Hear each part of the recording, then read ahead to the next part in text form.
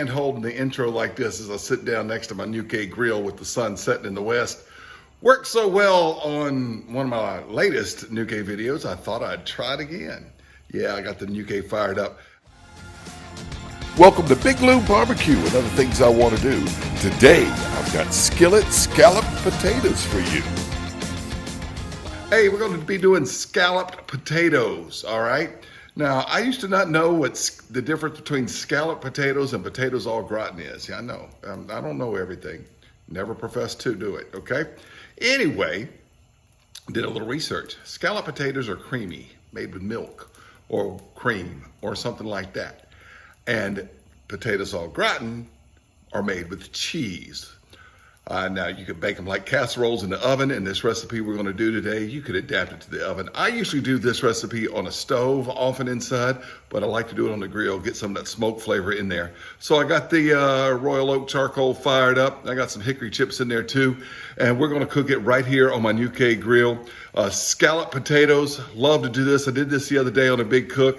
And I thought, you know what? I need to make a whole video about it. Also putting Uncle Steve Shake Spicy Ahara in it. Man, this has really made these pop. I've made these for years, but usually using Cajun Creole seasoning. But with that spicy R, man, it's just something extra to it, all right? Anyway, let me show you the ingredients we have, and we'll get started. All right, I'm under my patio, and the lighting has been provided by this 1967 Coleman 220. This is about 8 average-sized russets. Now, when I say average, that means some of them are bigger, some of them are smaller, but none were too big and none were too small. All right, so you need basically, I've got a 9-inch skillet that I'm gonna put this in. This is a 5-inch skillet. I got a 9-inch skillet I'm gonna put this in. And you need basically to get a layer of 3 or 4 deep. And they're cut about 1/8 of an inch or so thick. Some are a little thicker than others. I used a knife. You do want them to kind of even though so that they all cook evenly. If you get them too thin, you're gonna wind up with mashed potatoes. You get them too thick, it takes too long for them to cook. All right, you need 2 tablespoons of butter, and you need a separate dish to mix up the roux and sauce in, a cup of milk, some flour for the roux, need some seasoning, and I'm using Uncle Steve Shake Spicy R. He sent me some with my label on it, but I'm telling you, that's not why I'm using this. It's because I really like it, and it's made this potato dish pop. I made it for a long time, but without that. A small onion, if you're making this many potatoes. If you're making more, you could use a bigger onion. And you're gonna need some kind of cooking grease to fry the potatoes in. This is some tallow I made up from a brisket I cooked recently. A whole brisket will make just about 1.5 pints of tallow if you trim it a lot. And so anyway, I'm gonna be frying the potatoes in the tallow. Okay, let me point out what I got going on here. Right over here, I've got a nice bed of coals to put this skillet on. This old cast iron skillet. This is a family heirloom. Y'all look at that, that's a gate mark. I believe that this skillet belonged to my great-great-grandmother. I know that it belonged to my great aunt, and she moved into my grandmother's house when she was old and in their 80s. And my grandmother took care of my great aunt. And she used to cook in this skillet. And I believe it may have been her mother's. It's got that gate mark on it. And that probably means this dates back to the 19th century. So it's old, but I've had a lot of cornbread out of it. It's well seasoned, had cornbread out of it about as long as I can remember, to tell you the truth. Long before it was mine and when it belonged to my great aunt. But I'm gonna set that right there on that pile of coals. On this pile of coals, we're going to put this one and melt these 2 tablespoons of butter right there, all right? And get that butter melting. Now, I don't want to put too much, and I've already used some of this. I made some of this last night, but I'll put this tallow in here so we can fry these potatoes up, all right? And I don't know if you remember when McDonald's used to make their French fries with tallow, but that's when they were good, y'all. I worked at McDonald's back in those days. I was about 21 when they quit, and they started frying them in vegetable oil. McDonald's fries have never been the same. My kids will never experience what real fries look like. For some reason, that grill's not sitting level, but that's okay. It's gonna get all that melted up real easy. All right, that grease is hot, sizzling. You can hear the onions starting to sizzle, and we're gonna start frying those down. But we're not gonna get them even translucent. We're gonna put the potatoes in here soon too. All right, let's add in our potatoes.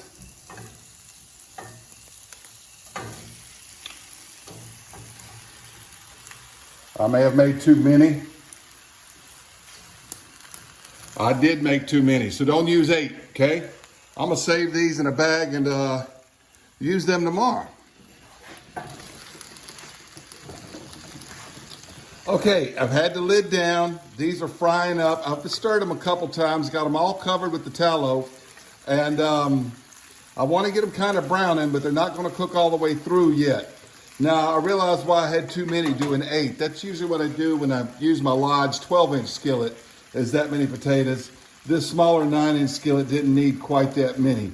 But if I use my Lodge 12-inch skillet on here, I'm going to be cooking some chicken later, and I won't really have room for all the chicken that I'm going to cook. So I need to use this smaller skillet with it. The butter's gotten nice and fried, and it's time to put in the flour, start making our roux. Right like that. And I'm just going to stir this around and get us a blonde roux going with this butter. All right, my potatoes are doing well. Some of them are browning a little bit, but this roux is about ready. Now, you don't want too much heat on this. If you do this on the stove, you don't want too much heat because butter burns easy, and you do not want to burn the butter. You want that roux to be blonde. And of course, it's dark out here, and we're using, lantern light and the lights from my patio, but so you don't see it quite as well. Now, what I did is I just put in that cup of milk right there, okay? And we're going to stir this around and get this going. Let that milk evaporate. I'm using 2%. You can use heavy whipping cream, half and half, whole milk, whatever you want. I'm using 2% because that's what's in my refrigerator, all right? That's what I usually use anyway, but if company was coming over, I might use half and half maybe to make these a little more creamy. Remember, scalloped potatoes are creamy, au gratin potatoes are cheesy. The internet's changing all that because people don't know the difference, and they'll put on a scalloped potato recipe with cheese or an au gratin recipe without cheese because they'll let anybody publish something on the internet. They even let me make videos and put them up on the internet. Now, can you believe that? That's just dangerous.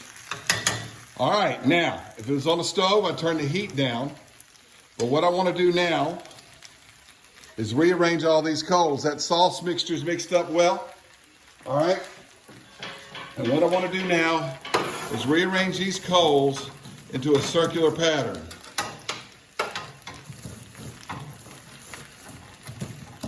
Like this, all right?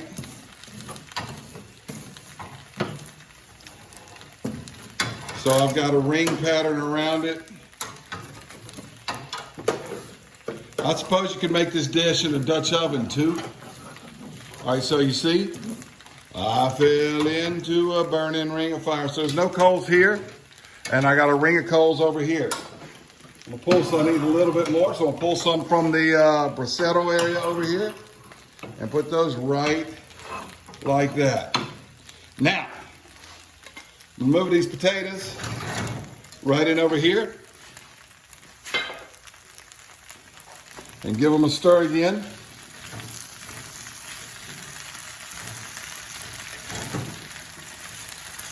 See, they're browning. They're browning just fine. All right, I'll let it go for a little bit. And to be perfectly honest, I'm not real satisfied with my cream sauce.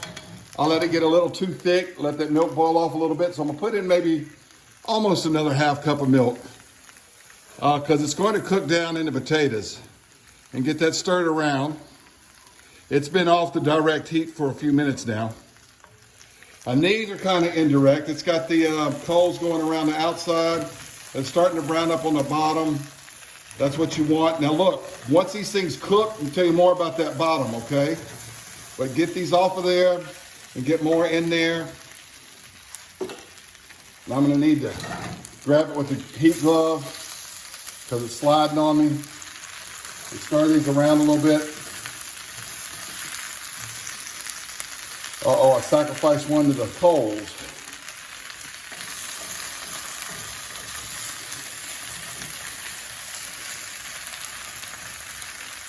That's all right. I'm not a professional chef. This is not a professional show, and there ain't no retakes. Stuff happens. This has gotten a little lumpier than I want it to be. Last night I made some perfect ones, and said, you know what, I'm gonna make a video about it tonight. And it's not going as smoothly as I'd like. So we're gonna get that smoothed out just a little bit more. All right, I think my cream sauce is ready to go in. I know the potatoes are ready for them. Yeah, it's still a little lumpy. That's okay. Life moves on. Get this off the grill. And get this stirred in there. All around.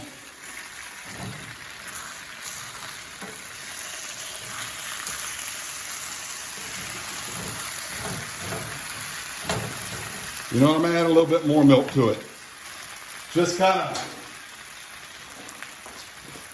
like I said, I don't measure stuff. I just kind of see what's right. I tried to make some measurements and adjust to it.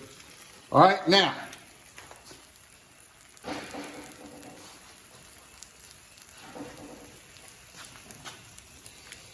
That's gonna be good. That's about right, because I know it's gonna evaporate out, you know, and make these things creamy. But guess what we're missing? We want to get this Uncle Steve shake in there. This is the spicy R. You could use the original if you think this would be too spicy. How much? As much as you want. Not any more than you want, not any less, all right? I want just about enough to cover the top, and then I mix that all in through here. And then we're gonna let these bake. Just gonna let them bake. All right.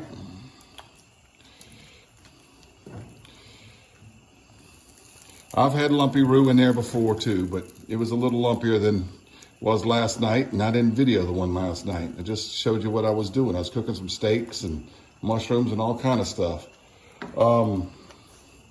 Anyway, these are looking about just the way I want them to look, right like that. They're going to be creamy, they're going to be ooey, and they're going to be not mushy like mashed potatoes, but they're going to be like scalloped potatoes, and they're going to be good. All right, close it down and let it cook. Remember, there is nothing directly under the grill. Everything is all the heat's radiating up and around the pan. I said grill, I meant pan. Just open the lid. It's been about 5 minutes since you saw me shut the lid there. And I just wanted to show you, see how it's boiling up, okay, right there?